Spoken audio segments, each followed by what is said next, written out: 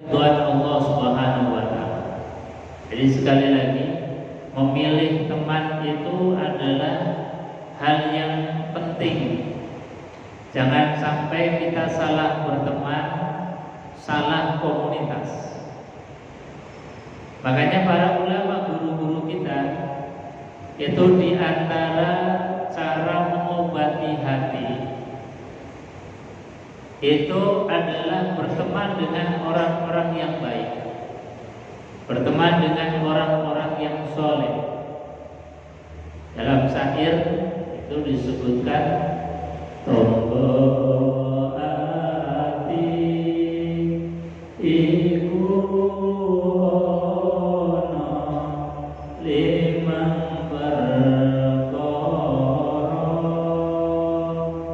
abing pisan maca Quran samanane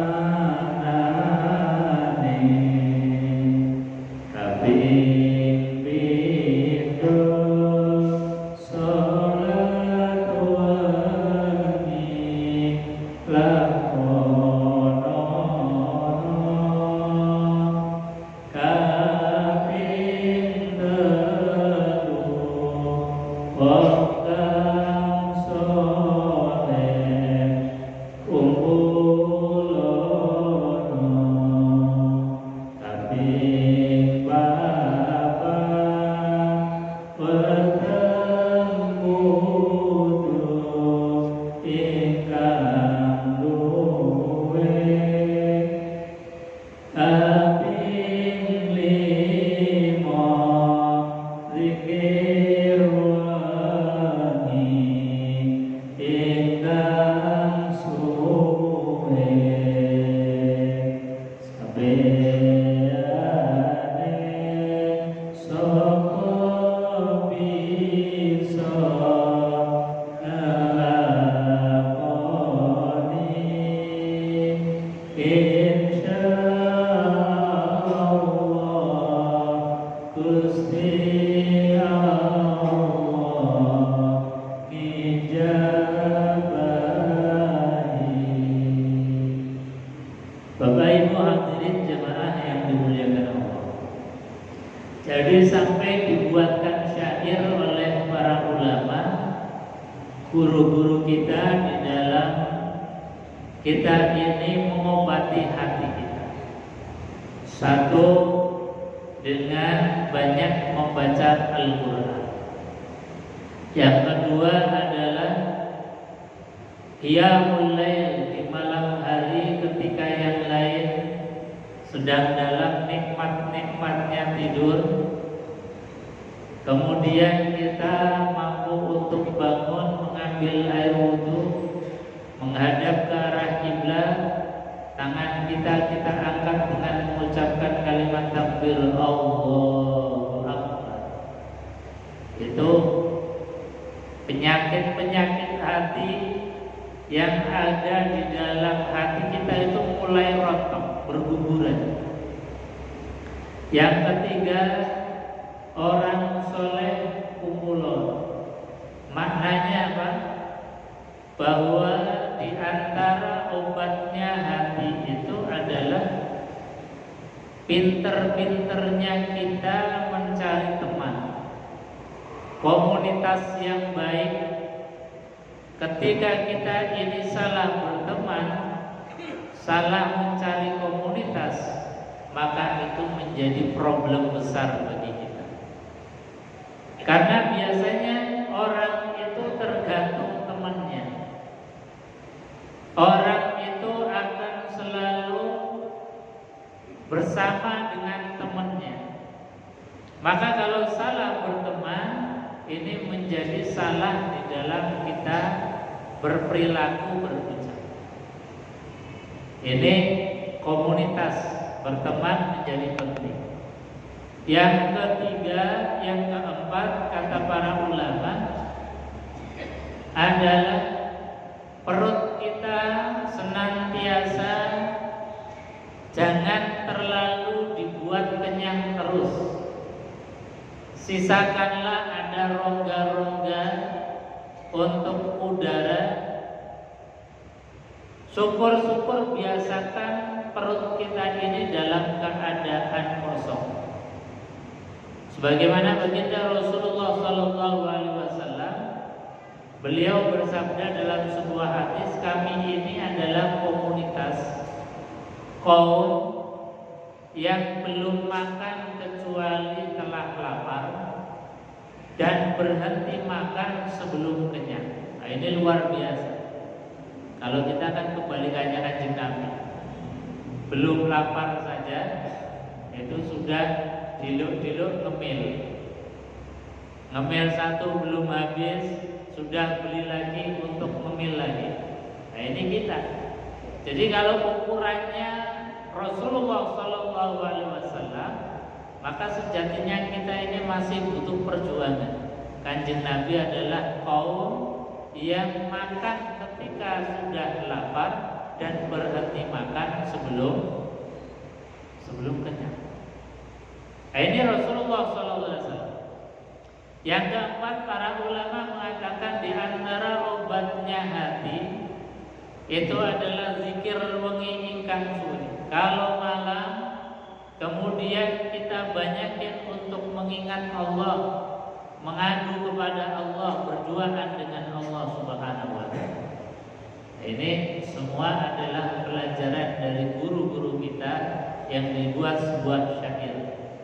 Nah, termasuk bab yang ke-33 ini Al-Imam Athaillah As-Sakandari yaitu menganggap penting kita mencari teman. Makanya beliau menganggap bahwa ini adalah penting, maka dibuat satu bab khusus.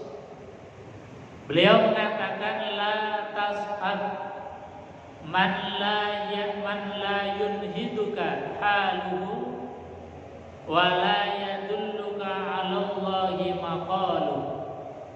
Kata Kanjeng Nabi, kata Al-Imam Athaillah As-Sakandari ini dalam kitab beliau, la tashab, jangan sekali-kali berteman, man la yunhiduka, dengan orang yang tidak membangkitkan semangat, haluhu, perbuatannya, ucapannya atau tingkah lakunya. Jadi kalau ada orang ucapannya gak membuat kita semangat ibadah, tinggalkan. Kalau ada orang perbuatannya senengnya kumpul-kumpul toh, tapi kumpul-kumpul yang tidak membangkitkan semangat ibadah, tinggalkan. Kalau ada komunitas yang senantiasa jauh dari Allah Subhanahu wa taala, tinggalkan. Nah, ini adalah semangat mencari teman. Karena apa? Karena teman sangat mempengaruhi perilaku kita, ucapan kita. Coba kalau kita ini titen orang yang omongannya kasar, itu pasti teman-temannya, komunitasnya ya komunitas omongan-omongan kasar. Kalau ada orang yang jarang ngaji, itu titeni mawon, pasti senengannya temannya juga orang-orang yang gak senang ngaji. Tapi kalau kita ini jamaah majelis taklim mujahidin, ini ya komunitasnya kita-kitain, temennya ya kita-kitain, senantiasa apa? Membangkitkan semangat, membangkitkan rohaniah kita, membangkitkan jiwa raga kita untuk selalu dekat dengan Allah Subhanahu wa taala. Nah, ini menjadi penting. Makanya sekali lagi Al-Imam Athaillah As-Sakandari membuat satu bab khusus untuk menjaga daripada komunitas kita. Sampai beliau mengatakan la tashab, jangan sekali-kali berteman, man la yunhiduka, dengan orang yang tidak membangkitkan semangat. Apanya? Halu, baik ucapannya, perbuatannya, tingkah lakunya, akhlaknya, kalau nggak menyemangati kita untuk menjadi orang baik, kalau tidak menyemangati kita untuk beribadah kepada Allah, maka lebih baik ditinggalkan. Kalau ada komunitas yang baik, mengajak ngaji, mengajak jamaah, komunitas-komunitas yang ucapannya baik, komunitas-komunitas yang menyemangati kita menjadi orang baik, dekati. Nah, ini satu pelajaran penting bagi kita dari beliau Al-Imam Athaillah As-Sakandari. Karena apa? Kata beliau, rubbama kunta musian fa'arokal ihsan minka sohbatuka man huwa aswa halan minka. Kata beliau, rubbama, terkadang, atau bisa dimaknai banyak, orang yang ketika kita salah, ketika kita sedang malas, ketika kita sedang bermaksiat, itu dianggap biasa-biasa saja. Sehingga ketika kita sedang salah, berdosa, bermaksiat, gak pernah negur, gak pernah mengarahkan. Nah, ini bahaya. Kalau ada teman yang membiarkan kita dalam keadaan seperti itu, mendel mawon, diam saja, menutup mata terhadap kejelekan kita, ini bahaya betul. Tapi kalau ada orang yang ketika kita salah mengingatkan, jangan dibenci, jangan jauhi. Sebab apa? Orang yang ketika kita sedang maksiat, sedang salah dosa, mengingatkan, wah itu luar biasa. Itu punya nyali orang. Itu wajib untuk ditemani, wajib untuk didekati. Nah, seringkali kita ini kebalik. Ada orang yang ngeloke kita, ketika kita ini lagi dosa malah kita marah. Ketika ada orang yang meluruskan kita, membetulkan kita, malah seringkali kemudian dijauhin, dicuekin mereka. Nah, sekali lagi, ini adalah dorongan hawa nafsu.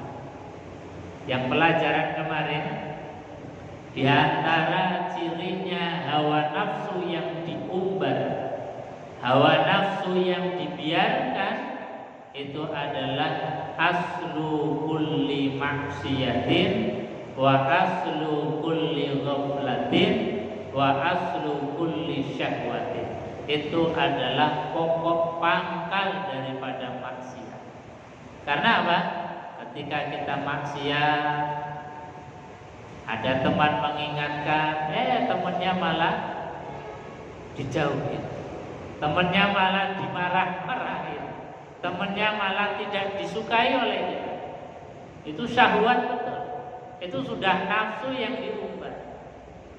Makanya sekali lagi, ketika ada orang yang punya nyali mengingatkan kesalahan kita, Pak, itu salah. Pak, ayo ngaji. Pak, ayo jamaah. Itu luar biasa. Orang mengingatkan itu butuh nyali. Sekali lagi, orang membetulkan kesalahan kita itu butuh nyali besar. Orang mengajak kebaikan kepada kita itu juga butuh nyali besar. Orang membimbing kita, mengarahkan kita, itu butuh energi. Kalau orang itu nggak punya nyali, mau meluruskan kesalahan kita, mikir-mikir sih. Ini nanti kalau tak bilangin kira-kira piye, pertimbangannya macam-macam. Makanya sekali lagi, kalau ada orang yang mengingatkan kesalahan kita, membetulkan perilaku kita, maka wajib untuk kita cintai, wajib untuk kita temani. Jangan malah dibiarkan. Jangan malah diabaikan, kita malah menjauh darinya. Itu keliru. Makanya beliau Al-Imam Athaillah mengatakan kalimat yang luar biasa. Beliau mengatakan rubbama kunta musian fa'arakal ihsan. Apabila kalian berbuat salah, ia mengatakan bahwa itu adalah kebaikan. Jadi kita salah malah dianggap baik, atau minimal dibiarkan, tidak diluruskan. Maka kata beliau, orang yang seperti itu adalah orang yang perilakunya jelek, bahkan lebih jelek dari kita. Karena apa? Gak bisa mengukur ini orang baik atau tidak, ini orang soleh atau tidak. Kalau orang soleh, orang baik, maka pasti bisa mengukur dan bisa membetulkan. Makanya baginda Rasulullah Shallallahu Alaihi Wasallam itu di dalam mencari teman itu sangat-sangat selektif.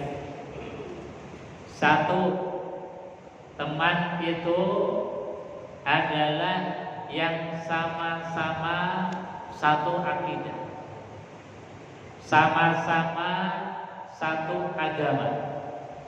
Karena kalau orang satu akidah, satu agama, pasti dia minimalnya akan mengingatkan kita untuk kebaikan.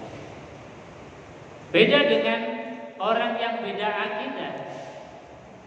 Itu asal kita ini dianggap baik secara dunia, secara sosial, mungkin biasa saling membantu, sering bantu, itu sudah dianggap baik. Meskipun mungkin gak sholat, tetap dianggap baik. Tapi kalau orang yang satu akidah, satu agama, kebaikan utama itu ukurannya iman.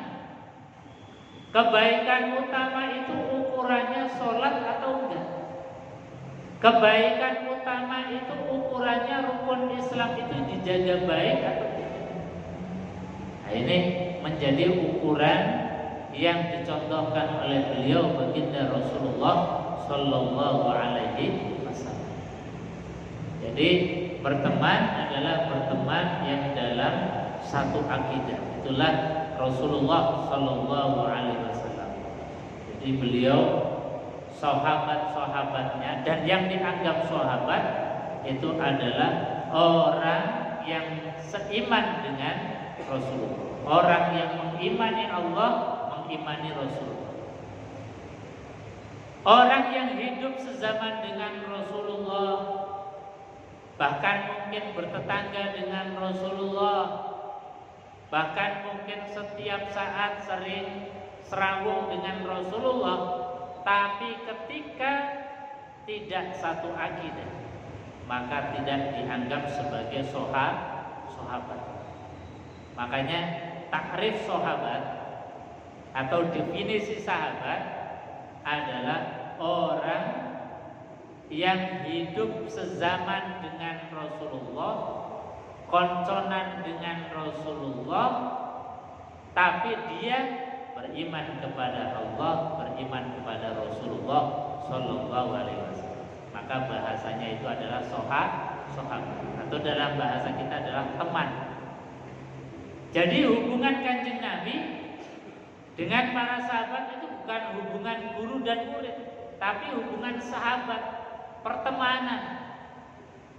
Makanya kalau kita ini ada saudara yang satu akidah, oh berarti teman. Ada tetangga yang satu akidah, itu sahabat. Ada orang yang hidup sezaman dengan kita, sama-sama la ilaha illallah Muhammadur Rasulullah, berarti sahabat. Nah, itulah yang disebut sebagai sahabat dunia akhirat, yang pasti akan ucapannya memberikan semangat kita dalam ibadah. Ngajak, ayo jamaah, ayo ngaji. Nah, itu adalah orang yang baik. Dekati mereka. Tapi kalau sudah mereka abai terhadap kebaikan kita, abai terhadap kejelekan kita, nah, itu bahaya betul. Bahaya betul. Apalagi orang yang tidak bisa menilai kita. Ketika kita baik, ya tidak mengapresiasi. Ketika kita jelek, juga gak pernah mengingatkan, gak pernah meluruskan kita. Nah, ini Imam Athaillah As-Sakandari mengatakan, rubama kunta musian fa'arokal ihsan. Boleh jadi ketika kalian itu berbuat jelek pun dianggap sebagai baik. Karena apa? Mereka nggak bisa ngukur. Karena derajatnya barangkali sama dengan kita atau lebih jelek daripada kita. Sehingga kita berbuat jelek pun dianggap itu adalah kebaikan. Hadirin jamaah yang dimuliakan Allah Subhanahu wa taala. Bahkan Rasulullah SAW dalam sebuah hadisnya, beliau mengatakan, bergaullah dan hendaklah dengan sesama orang yang beriman. Jadi bergaul, berteman itu hendaknya dengan orang-orang yang satu akidah. Kenapa? Karena makanan kita ketika kita sajikan kepada teman, makanan yang kita sajikan kepada orang yang seiman, itu adalah makanan yang barokah. Makanan yang disajikan menjadi ibadah. Karena apa? Makanan itu dikonsumsi oleh orang yang beriman untuk kekuatan ibadah, untuk bekal ibadah. Maka ketika kita suguhkan kepada orang yang beriman, kemudian mereka itu melaksanakan sholat, maka ketika dia sholat ada makanan yang kita berikan, kita dapat pahala. Ketika kita memberikan makanan lalu mereka itu berbuat kebaikan, amal soleh, ngaji, mendatangi pengajian, atau mereka berbuat kebaikan apapun, makanan yang kita berikan kepada mereka itu menjadikan datangnya pahala bagi kita. Ini sampai-sampai beliau Rasulullah SAW mendidik kita seperti itu. Jamaah yang dimuliakan Allah, dan dalam sebuah hadis yang lain beliau mengatakan bahwasanya biasanya kalian suka mengikuti sepak terjang teman-teman kalian, maka hendaknya kalian suka memilih orang yang akan menjadi sahabat. Jadi sekali lagi, kita sering kali itu ngikut teman.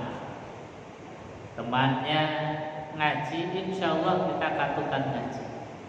Kalau temannya itu hanya hura-hura, kalau itu giling ke sana kemari, maka kita pun lama-kelamaan akan katutan. Nah, ini Kanjeng Nabi Muhammad SAW. Maka Al-Imam Athaillah As-Sakandari itu mengingatkan kepada kita bahwasanya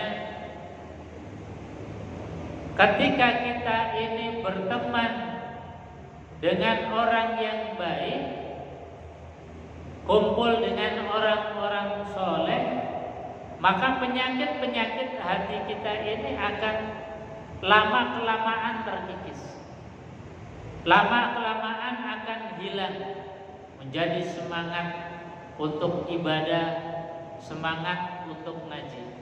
Itu baginda Rasulullah Sallallahu Alaihi Wasallam. Nah, ini Al-Imam Athaillah As-Sakandari ini menganggap penting bahwa berteman, komunitas yang baik itu adalah dimulai dari pertemanan yang baik, bagaimana kita memilih. Bahkan di dalam kitab Ta'limul Muta'alim, kitab etika adab, di dalam kitab ini belajar dan mengajar. Ada sebuah syair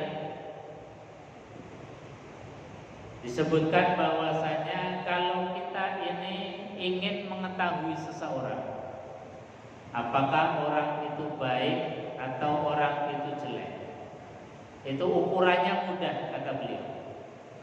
Caranya apa? Lihat temannya. Temannya itu siapa? Kalau temannya ngaji, maka dapat dipastikan orang ini baik. Jadi kalau kita ini pengen mengetahui seseorang, itu jangan kemudian dikorek langsung dari orangnya. Pasti dia tidak akan menemukan jati diri yang asli. Karena orang itu biasanya ya memperlihatkan kebaikannya. Kalau jelek pasti ditutup. Maka kita akan tertipu kalau kita mencari kebaikan langsung dari orangnya. Tapi ketika kita ini melihat dari siapa temannya, nah ini insya Allah orisinil. Temannya, oh biasanya kepelean. Temannya ini ahli kepelean. Maka jangan-jangan mereka pun ikut dalam komunitas. Tapi oh temannya ini sarungan, bajunya kokoan, rajin ngaji. Kalau azan kemudian langsung pergi ke masjid, insya Allah bisa dikatakan bahwa dia ini adalah ahli ibadah. Ini cara di dalam kita ini mencari teman, maka lihatlah siapa temannya dari dia. Nah ini cukup menjadi ukuran barometer kita. Baginda Rasulullah Shallallahu Alaihi Wasallam itu dalam mempertemankan atau mempertemukan antar teman itu juga luar biasa. Dari komunitas muhajirin, orang yang hijrah dari Mekah ke Madinah, yang semua dari mulai kebiasaan budayanya berbeda, itu dipertemukan dengan orang Madinah yang disebut sebagai kaum Ansor. Ini dua komunitas yang berbeda, tapi disatukan dalam bendera tauhid la ilaha illallah Muhammadur Rasulullah. Itu sampai dengan meninggal bersama-sama. Di Madinah membangun peradaban bersama-sama. Tapi ketika tidak ada la ilaha illallah Muhammadur Rasulullah, meskipun sama-sama orang Madinah, karena Madinah itu satu wilayah yang komunitasnya bermacam-macam. Dulu ada Yahudinya, juga ada Nasraninya, juga masih ada orang Majusinya, orang yang menyembah api. Jadi komunitas orang-orang Madinah itu macam-macam. Tapi persahabatan orang-orang Ansor dan orang-orang Muhajirin itu luar biasa, terbangun menjadi sebuah saudara. Karena apa? Dipersaudarakan, dipertemankan oleh Rasulullah Shallallahu Alaihi Wasallam. Sementara penduduk asli Madinah yaitu Ansor dan orang Yahudi, meskipun masih dalam satu wilayah, itu tidak terbangun dengan bangunan akidah yang baik. Ini adalah satu pertemanan yang luar biasa. Makanya kita tahu pertemanan antara orang-orang Muhajirin dan orang-orang Ansor. Orang Muhajirin yang hijrah dari Mekah ke Madinah itu banyak yang tidak membawa apa-apa, hanya modal bawa badan dan pakaian yang melekat. Tapi apa? Perlakuan orang-orang Ansor, mereka diberikan oleh kaum Ansor itu makanan yang cukup, bahkan yang punya tanah kemudian sebagian petak tanahnya diberikan kepada orang Muhajirin. Bahkan ada nuwun sewu, orang Muhajirin yang istrinya itu 4 kemudian dicerai dan dinikahkan kepada orang yang hijrah bersama Rasulullah SAW. Itu saking persahabatannya luar biasa. Makanya persahabatan orang-orang Ansor yang membela orang-orang Muhajirin itu diabadikan di dalam Al-Qur'anul Karim, wa yusiruna ala anfusihim walau kana bihim khasasah. Ini satu perbuatannya orang Ansor yang diabadikan dalam Al-Qur'an. Mereka punya sifat yang namanya isar. Apa itu isar? Isar itu adalah mengedepankan kepentingan orang lain, mendahulukan kepentingan temannya ala anfusihim, di atas kepentingannya diri kita sendiri. Walau kana bihim khasasah, meskipun kita ini sedang dalam keadaan sangat-sangat membutuhkan, tapi masih menomorsatukan, mendahulukan kepentingan temannya. Kalau kita punya teman yang sudah seperti itu, kita dalam keadaan tidak punya, temannya datang, kemudian masih bisa membantu, meskipun kita ini dalam keadaan yang sangat membutuhkan, tapi masih mau membantu temannya. Wah, teman yang seperti ini sudah teman yang dunia akhirat. Ini boleh jadi sudah model persahabatan antara Rasulullah dengan sahabat-sahabat baik Muhajirin maupun Ansor.